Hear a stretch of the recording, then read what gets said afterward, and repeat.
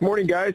Coach Carbs, good morning. Before we talk about the Ducks' win last night, have you recovered from the string of questionable calls that went against the Caps in the loss to the Rangers in New York on Sunday? The last being that crazy tripping call against Carly. Oh, yeah.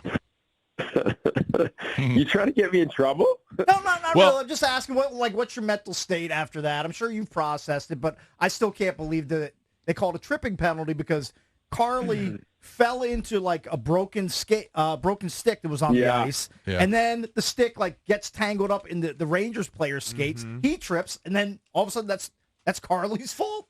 I just can't believe that. And Coach, you probably don't know this, but the cameras would pan to you after these calls, and all you did was you were just shaking your head, and you could just tell the steam coming out of his ears, how bitter you were. I think there was a penalty on Max too. I can't remember what it was, but you were just shaking your head, and I could just tell what was going through your mind. And there was, that was a tough day for the officials, and even there was a blatant too many men that they had.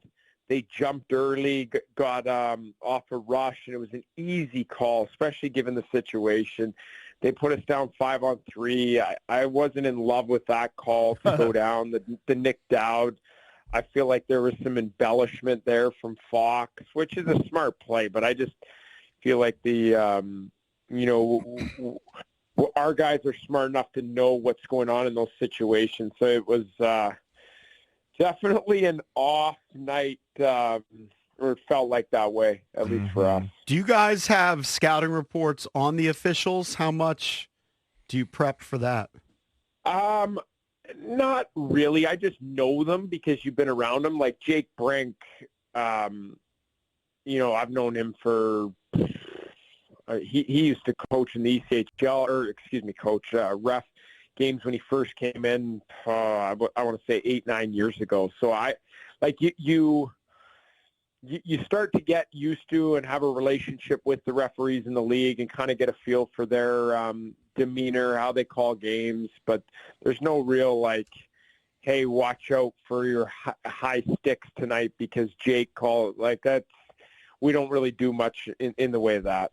And before we talk about the Ducks game, some of the saves that Lindgren was making, Coach, especially that I think it was Kreider right in front of the net. I mean, that was just sick, unbelievable reaction. Yeah, because we were short in that game for so long that we needed the PK to keep us in it, and Chucky's a big part of that. And so that save on that 5-on-3 on Kreider was a massive save. There's a couple other big ones that keeps that game within reach to where it gives us a fighting chance. And I thought we played really well there. Really wish we were able to get that thing tied up and at least get that thing to overtime because of the way that we played, and our process was real strong. So Kemp's with the 24-save shutout last night, his first of the season, came at a great time for him and the team. Darcy's numbers in his last 6 outings had been kind of rough. Let's hope that last night was the start of a heater for him. Really good performance by him. Yeah, and the timing of it, exactly as you described, couldn't have been better for our team. We knew Anaheim had played the night before, and we know the team that they have, a younger team, but they also have some veterans that are sprinkled in there, and we know that we needed to look after our business last night and make sure that we were finding a way to grind out 2 points, however that looked, whether it was us firing on all cylinders or we had to grind and which we're very comfortable in, which ends up the way the game plays out for us, which is fine. But we knew we needed to have a strong performance and get a result last night. Coach, I saw your quote about how the volume of shots that he was facing in a game like last night, that can actually be a detriment to a goalie, but he obviously wasn't flustered by the low amount of pucks coming his way in that game. Yeah, it's challenging for goalies when they look up because they're in the game, and when the puck's down at the other end for a majority of the time, especially early in the game, and you're looking at the shot clock and you've got 2 shots and 3 shots through 20 minutes, and sometimes that can get tricky mentally because you're all of a sudden they're going to get a scoring chance. It's just inevitable that you're going to give up whatever it is a scoring chance. So when you haven't faced a lot of shots and action and the puck hasn't been in your end, it forces you to be Johnny in the spot in one look, even though you might have been just standing there for 4, 5, 8, 10 minutes. And so sometimes those are real challenging games for goaltenders. And I thought Kemps did a really good job of, when we did lose a little bit of momentum, a little bit in the second period, and then also in that third period when they pushed for about 5, 6 minutes, he made some real quality saves that we needed. And there wasn't a ton, but there were some timely ones, and it was a great performance by him. Coach, I only saw the first period last night, but when I was watching it just seemed like it was just a real fast first period. There was a lot of action. You guys you just looked faster. Your team looked faster. Maybe that's a product of the way Anaheim plays. I don't know. I mean, it's the first time I've seen the Ducks this year, but what did you notice about the first period? Because it looked like there was a lot of action. Your guys are ready to play. Yeah, I really liked our game. I wish, offensively, we had the puck a lot. We generated a decent amount of volume against their goaltender offensively. It just was a little bit like there were some opportunities that we had that we just weren't able to capitalize on or make that last player find that finishing touch on it. And that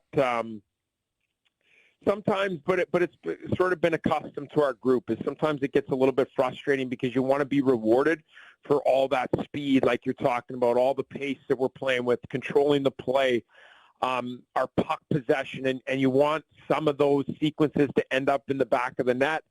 And when they don't, it can get frustrating. And so that's where I was proud of the guys to stick with it. Even though pucks weren't going in, you can start to cheat and get a little bit loose and try to force the issue. And for the most part, even though we weren't executing at an elite level, we still did the right things and played the right way and didn't cheat the game. So fill us in on Ethan Bear's game. You guys just signed him just before the new year on December 28th. He gets the first goal last night. Fill us in on Ethan Bear.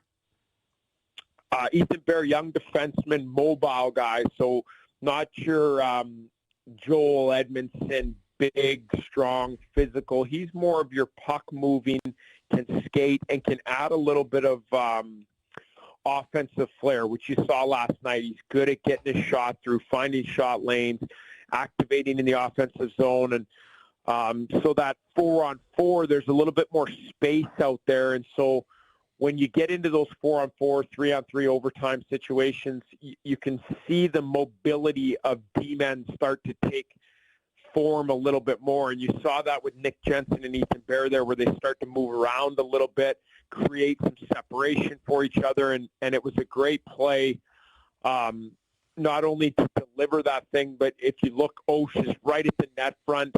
I think it hits off of him and then kicks where Ethan Bear is activating down from the blue line up top and gets rewarded. So that was a huge goal. I mean, to get the lead and then be able to play with that lead, that was a big goal for us.